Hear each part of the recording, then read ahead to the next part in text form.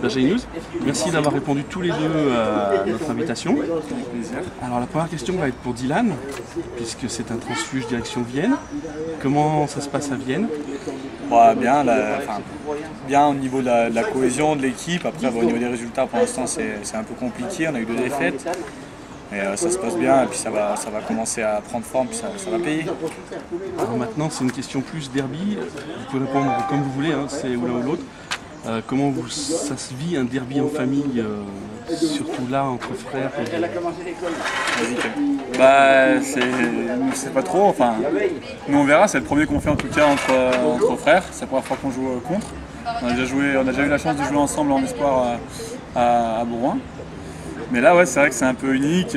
On attendait un peu ce moment avec impatience là, depuis que les poules sont sorties. On en parle assez souvent, on se chambre un petit peu. On a hâte. Lequel des deux a le plus la pression du coup?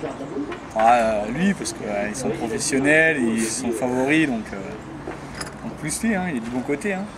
C'est pas trop mieux de se mouiller, les Viennois à part. Et l'un par rapport à l'autre, quelle est pour vous la plus grande qualité rugbyistique de l'autre?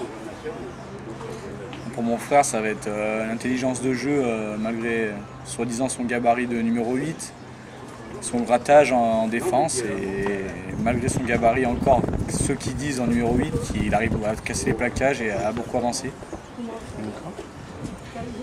Et de toute façon, pour mon frère, c'est un peu pareil niveau gabarit, parce qu'il joue 3/4 centre.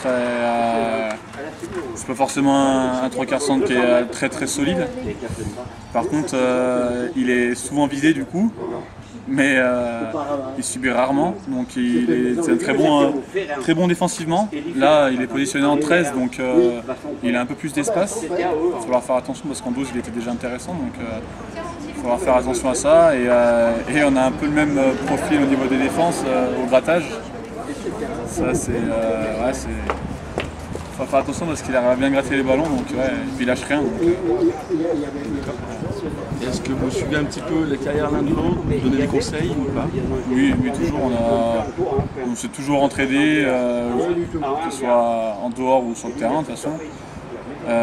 Oui, après, moi, quand on était en jeune, on s'est beaucoup suivi, on s'est donné des conseils et on continue d'ailleurs à regarder les matchs de l'autre et à donner notre avis à la fin des matchs. On partage, malgré qu'on soit adversaire au jour d'aujourd'hui. Je suis venu le voir pour les matchs amicaux.